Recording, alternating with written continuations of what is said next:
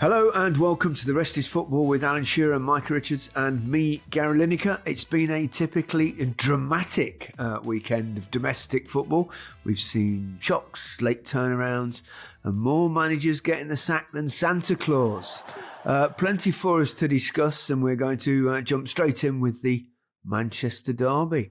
Mike, are you at the Etihad? Yes, I was at the Etihad. Are you okay at this difficult time? I knew full well it was going to be a bad day, because what happened? What happened yesterday? I was travelling to Manchester. It took me 3.5 hours to get from Harrogate to Manchester. So that was one. So that's when I knew it was going to be a bad day. Were you walking? Should have done. Secondly, I couldn't get a trim. So if you see me yesterday, my trim was very baggy. Bless her, the makeup lady, Layla, had to do a little bit of, makeup around my hairline and all that. And then thirdly, when Man United scored to make it 1-1, something said to me, something's not right here. I've seen this story before in the Champions League, the 3-0 up, and they just crumbled.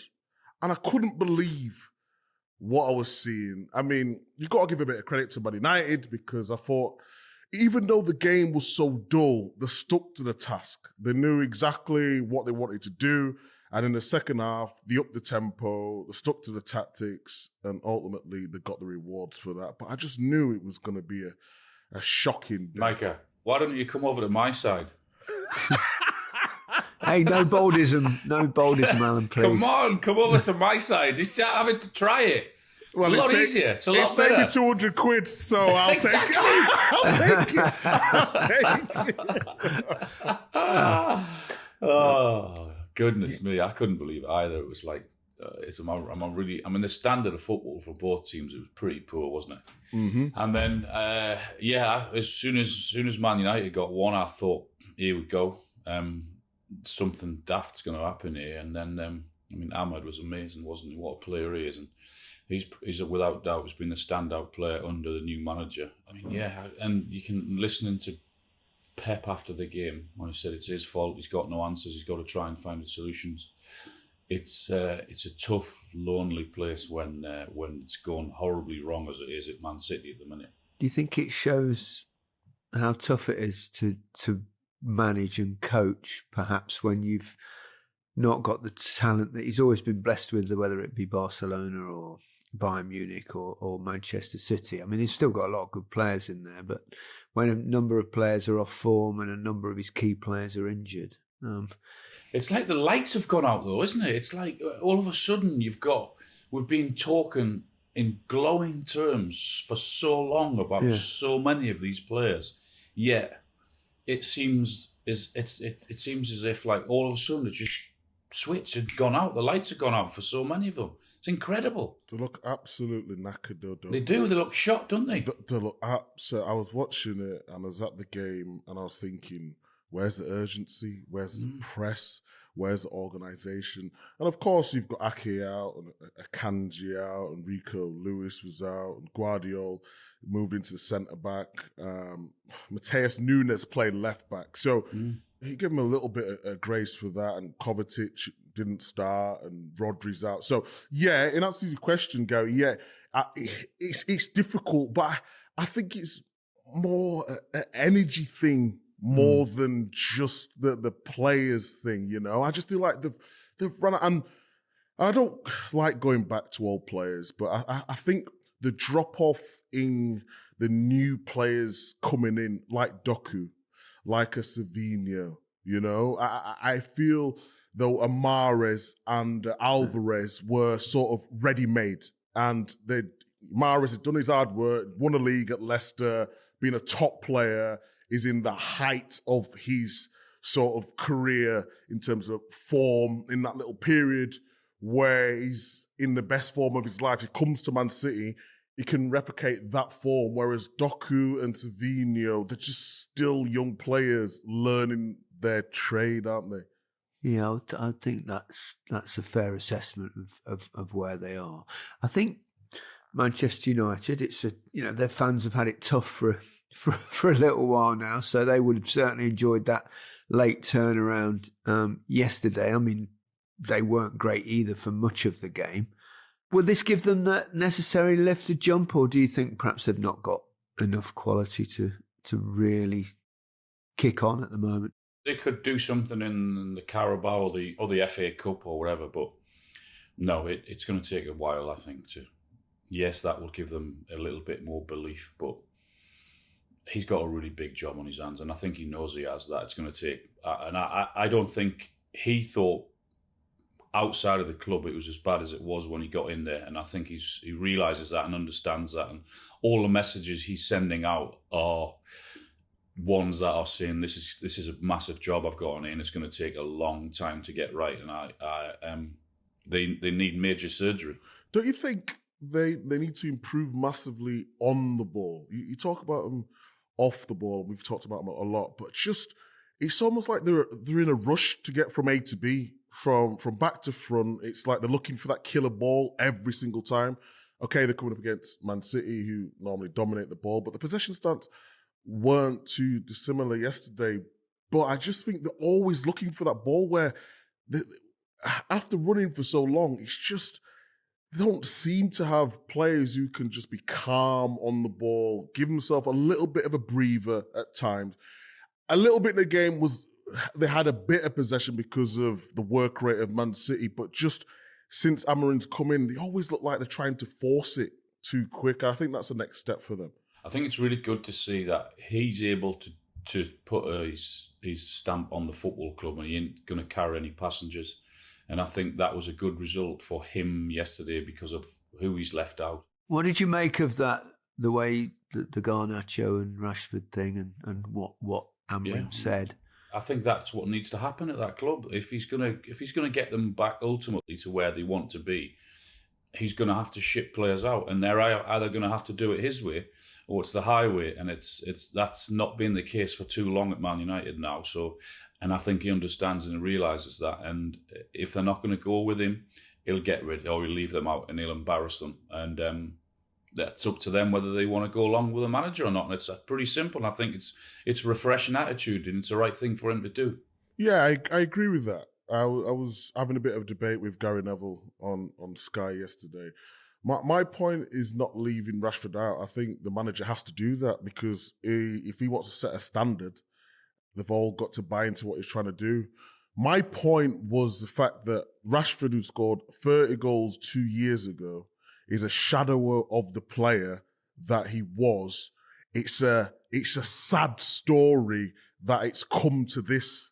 You know, he scored against Ipswich in the first couple of minutes. I thought, okay, new manager, new bounce, he's on it. But after that, midweek, he played in the, Europa League. He was a shadow of the player. And I thought with a new manager coming in to give him that lift, that confidence. And I just feel there has to be something untoward going on off the field, because it doesn't look like he's there. You know, we've all been in that place in the careers where something's bothering you, and it looks like watching him midweek that there's something bothering him. He's not in the right frame of mind. I think you're probably right there, Micah. I mean, who knows what the underlying issue is, but it seems a little bit of a lost soul. I interviewed him, I don't know nearly 2 years ago or 18 months ago before the cup final. And it was the season when he was doing really well, you know, and he scored all those goals that Micah just mentioned. But even when I interviewed him, you could see he's very deep, you know. You could see that you could tell that his mood could go from being euphoric to probably quite low. So, you know, we sometimes we make judgments, but you don't quite know what's going on elsewhere in someone's life, or it might not be just that. It might just be lack of confidence, lack of form.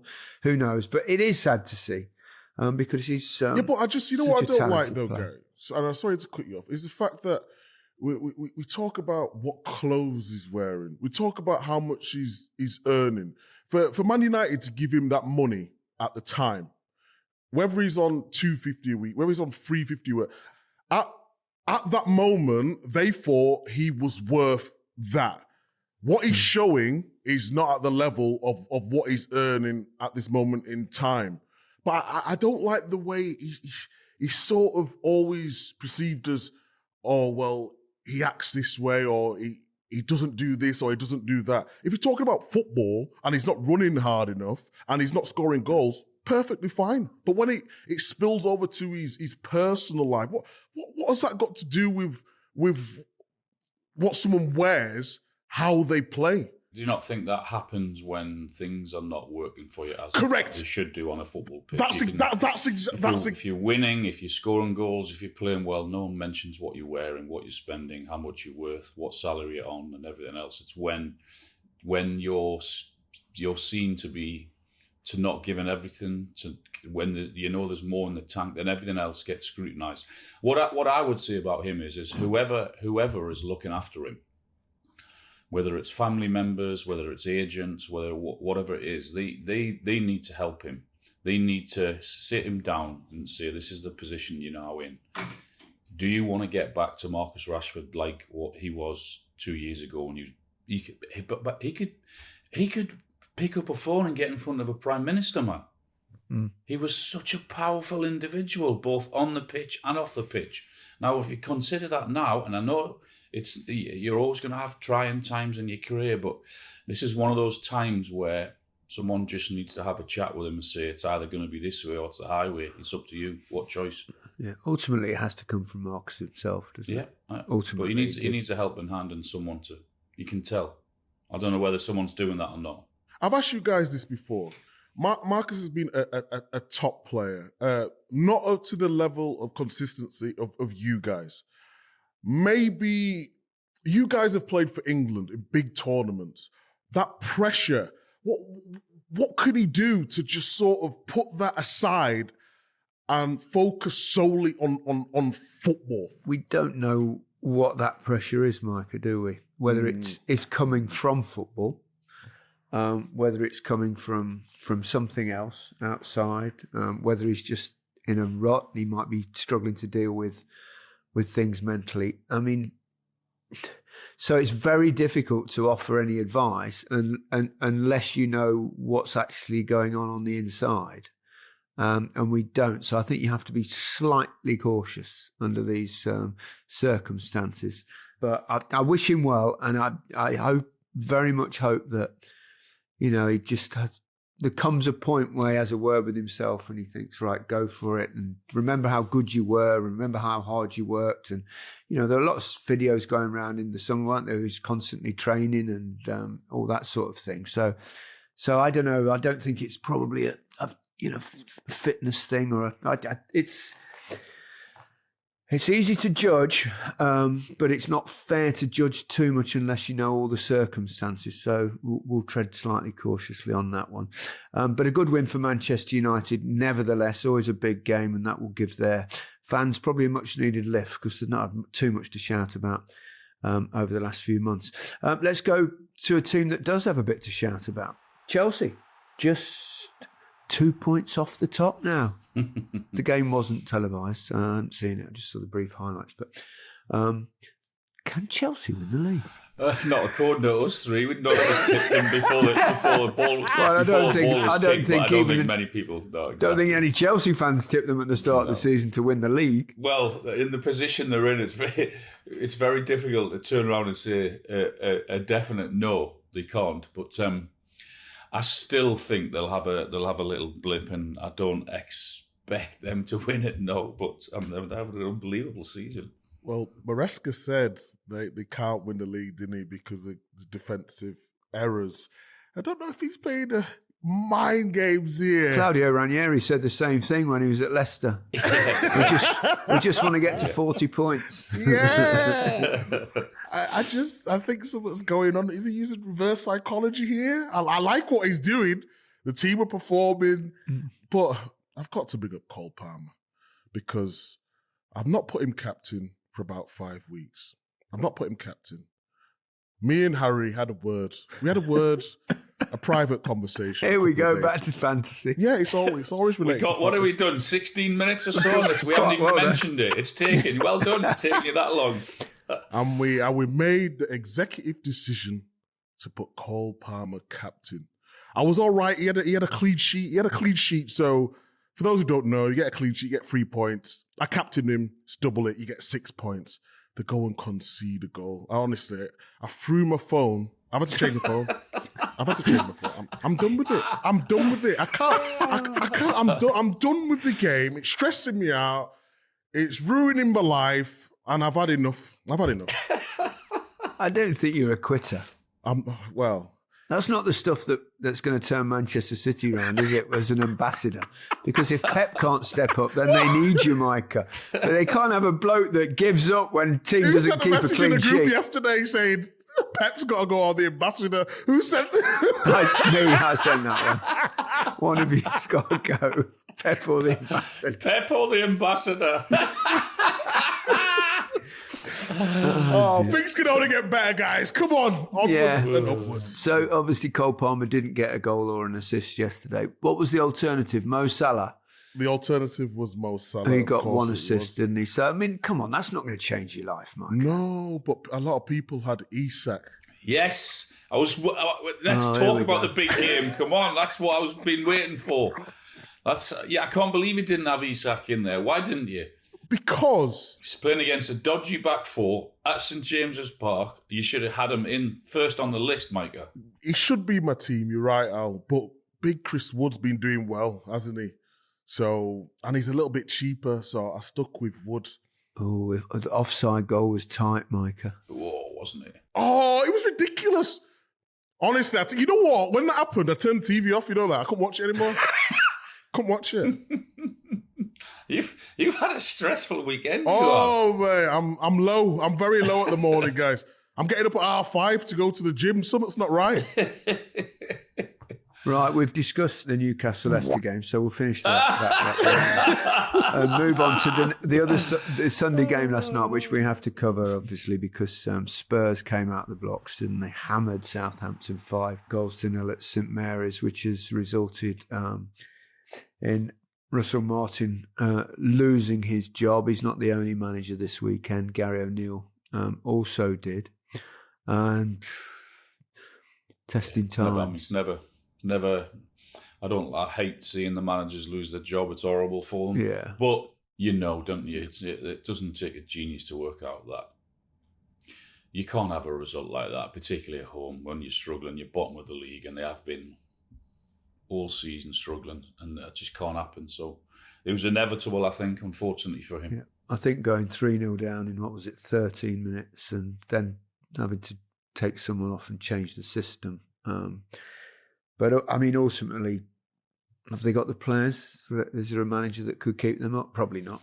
Probably not. No. I mean, whoever goes in there is probably realising, or will realise pretty quickly, that I guess they're going to go back down, and their plan would be to come back up again. Yeah, it's not impossible because we've seen it so many times. But when we've been watching them play, we're all saying the same thing. They're not ready for the Premier League, are they? Surprisingly, I've got a lot of Southampton mates who are fans, and they didn't want Russell Martin to go.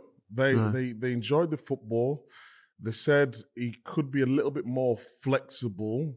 They enjoyed the football, but ultimately it was just down to they didn't think they had good enough players, so they didn't really stand a chance in the Premier League. But I think the manager was naive. I liked him in the Championship.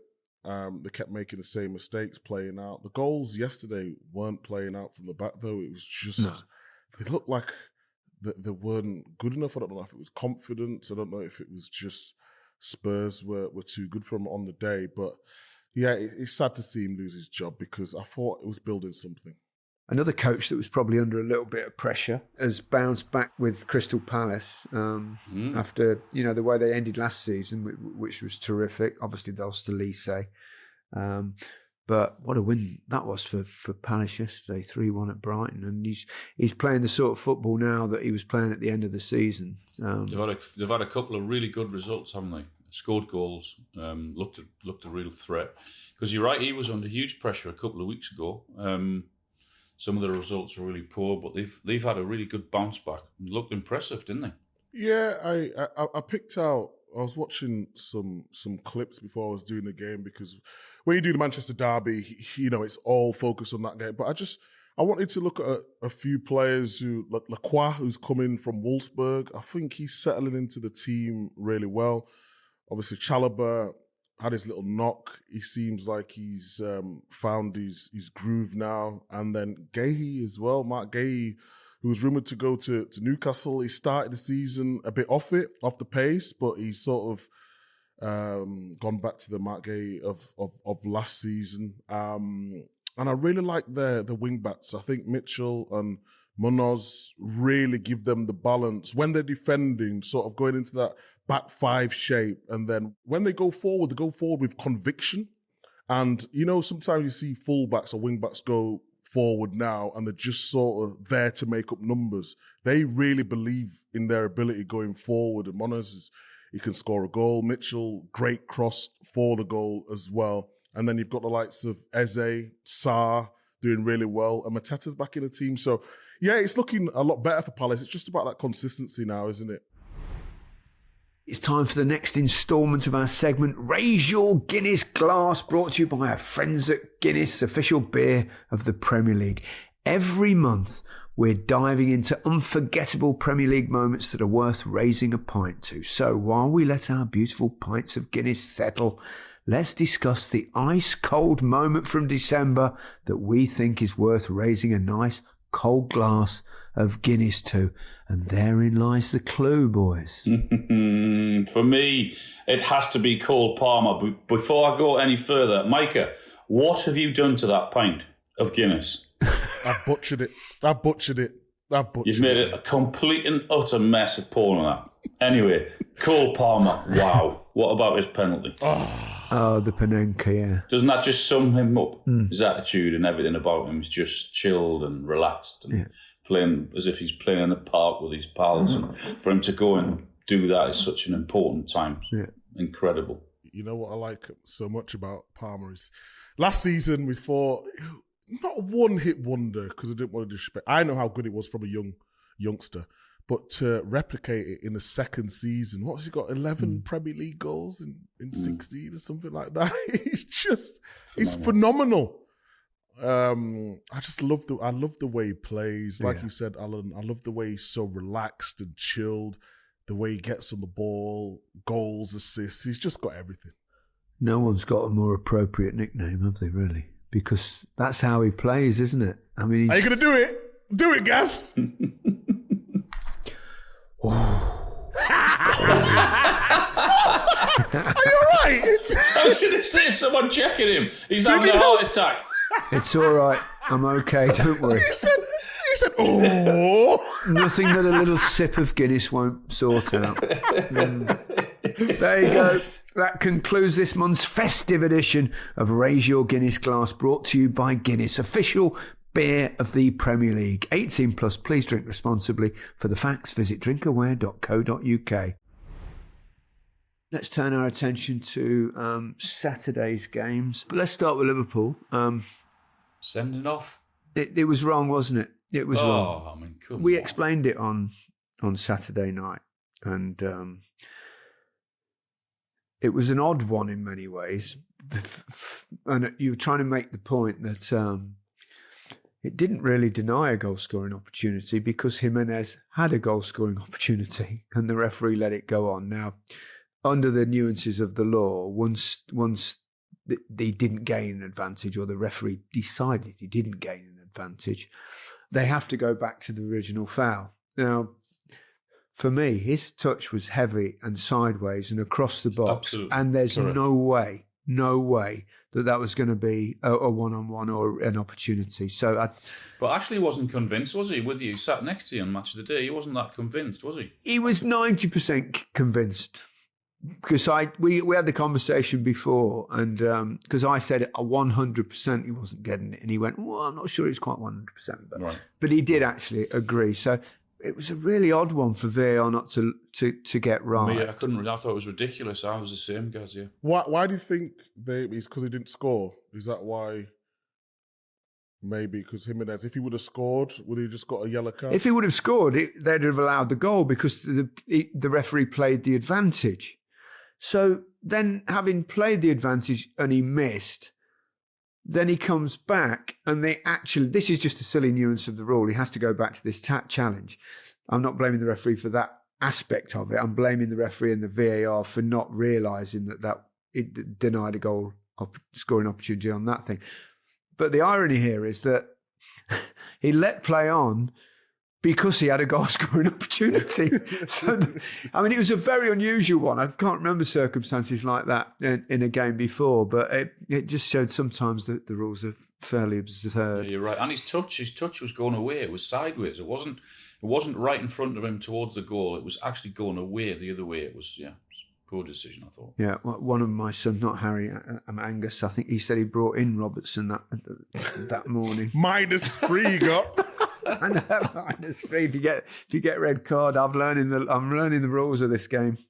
Micah. Tell you what, there was a really good point for Liverpool. It just shows that their strength they've got, and the players they're able to bring in, and it didn't really affect them. I think they would have absolutely taken that in the circumstances, but it was. I think it actually sent a message out.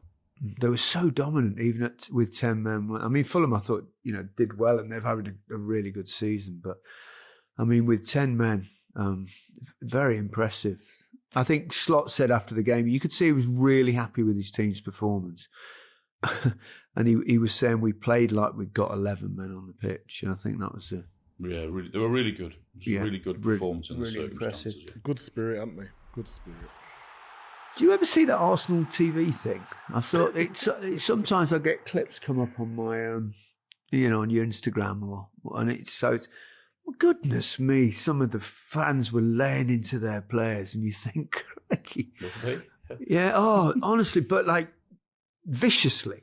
It was horrible. I don't know how they think that's going to help if you slaughter your own players to that degree, when obviously they give everything week in, week out. And it's not easy playing against a team that sit for the entirety of the game. 10 men didn't really have any ambitions to attack in that game and just to eke out a point. I don't blame them for that going to Arsenal, and they did a really good job of it defensively. Pickford had a good game, didn't he? Pickford was really excellent. He's had a great season, actually. I think, really good. Yeah, one or two really good saves. It's hard, isn't it? Because I didn't watch anything. The game wasn't live, was it? So no, they were 3 o'clock, weren't they? Yeah, it was all 3 o'clock. So obviously, watch the highlights and stuff. But it's a really good point for Everton going into Arsenal, having Odegaard back and Marino playing well at the moment. You're thinking it's going to be a 2-3-0 game, but to get a draw there, it's a massive result. Yep. Not many people, I don't think, at the start of the season would have thought that going into Christmas, the top two were going to be Liverpool and Chelsea. Arsenal is quite a bit off now. Manchester City are miles off now. Chelsea and Liverpool, I don't think that their fans would have thought that they'd be top of the league, because I think they sort of thought that with Klopp going and the circumstances and all of that, then I don't mind it. So who wins the league now then? You say Nottingham Liverpool? Forest, Micah. Can see if you tipped to be relegated. Yeah. Oh, who's that gas? No. I've owned it. I only did it for a laugh. Yeah. He lied. To be fair, I had Bournemouth as well, and they're seventh. It's not easy, this tipping business. No. It's as though we don't know what we're talking about.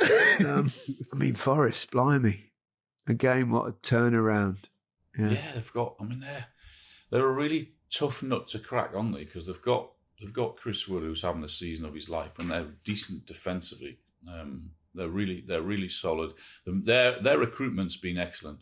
I think what's good about Forest is that they can change it up. I think, when you talk about style of players, they can play with pace with the wingers, but also can hit the big man, Chris Wood, and he can hold it up brilliantly well. Like you said, Al, I think defensively really good. But there seems a big lad. What's his name? I don't even know how to pronounce his name. Milinkovic.